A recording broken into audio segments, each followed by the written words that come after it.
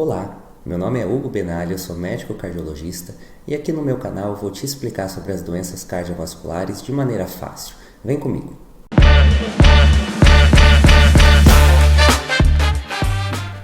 Hoje eu vou te contar sobre dor no peito. Nem toda dor no peito tem a ver com o coração. Nós temos a musculatura que pode doer. Imagina que você faz academia, que faz tempo que você não vai, faz exercício de peito e pode estar com uma dor. Imagina que você tem uma doença do refluxo, então você come uma refeição grande e aí depois fica com uma sensação de queimação no peito. Isso também não tem a ver com o coração. Eventualmente você pode estar com febre, com tosse, com uma pneumonia, que pode também te dar dor no lado esquerdo. Veja que existem doenças, inclusive dermatológicas. Se você tem uma herpes zoster, como a gente vê aqui na foto, são várias lesões bastante dolorosas, mas que ocupam uma certa região que a gente chama de dermátomo e tem características diferentes, principalmente pelo surgimento dessas lesões. Essa dor pode surgir antes de aparecer a doença da pele, então pode até simular como se você estivesse tendo infarto, ou seja, tem uma dor no lado esquerdo, será que isso é um infarto? Agora, veja bem. O coração pode ser sim culpado da sua dor. Existe uma condição que chamamos de angina, que é o nome que nós damos para aquela dor que tem origem no coração quando existe falta de sangue para uma certa região. Se o seu músculo não recebe sangue, ele começa a sofrer e se manifesta como dor. E essa falta de sangue acontece principalmente porque as artérias, aqueles vasos que levam sangue para o seu músculo cardíaco, começam a ter certos entupimentos. Veja, a principal doença que leva esse entupimento é a doença aterosclerótica. Aqui, para você entender, veja que você tem um vaso sanguíneo e que esse vaso é bonito, passa o sangue tranquilo por dentro dele. Quando você acumula uma série de fatores de risco, hipertensão, diabetes, tabagismo, a própria obesidade, as células que seguram esse vaso, que fazem a conexão dele ali com o sangue propriamente dito, que é o endotélio, começa a ficar doente.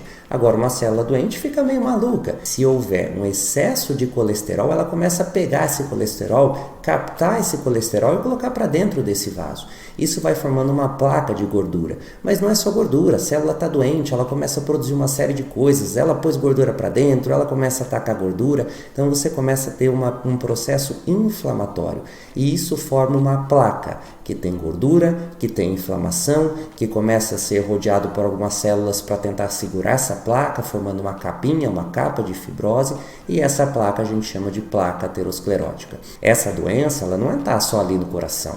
Essa doença, ela forma em qualquer artéria média do seu corpo. Ela forma nas artérias carótidas, que levam sangue para o pescoço, elas formam nas artérias renais, elas formam nas artérias da perna, então você pode ter obstruções em diversos lugares.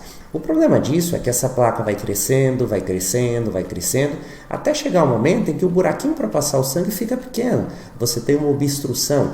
Vamos lá, 80%, 90% do seu vaso, do buraco que tem no seu vaso, que a gente chama de luz do vaso, fica com placa de aterosclerose. Se você está andando, está tranquilo, não está exigindo do seu coração, talvez esse pouquinho de sangue, esses 10%, 20% que sobra, é suficiente para irrigar o seu coração.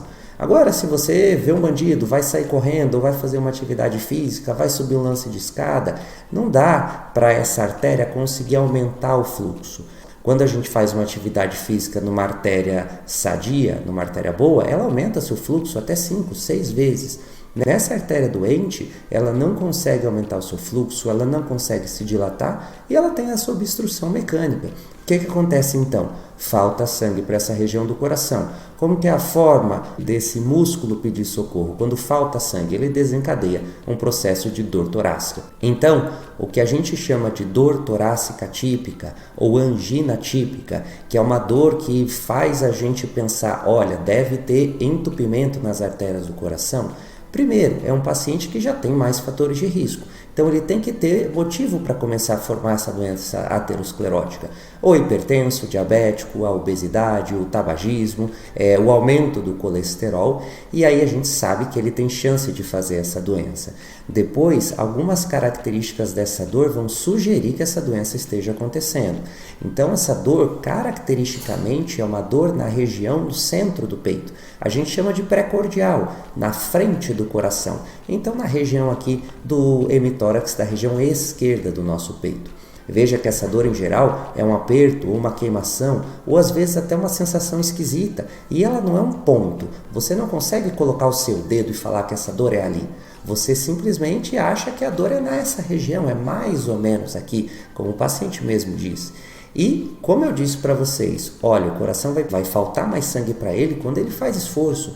Então, uma característica muito significativa é que essa dor, ela aparece ou piora nos esforços físicos. No estresse emocional, o seu coração também é mais exigido.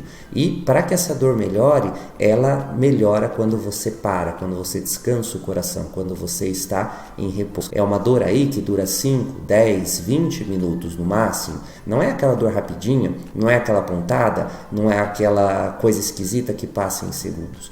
Isso é uma angina e quando temos uma dor de característica bem típica, isso nos guia para procurar essas obstruções, tratar esse paciente e eventualmente em algumas situações que a gente também vai conversar, às vezes abrir essa artéria, às vezes ter que mexer de forma mecânica, com cirurgia, com stent nessa artéria.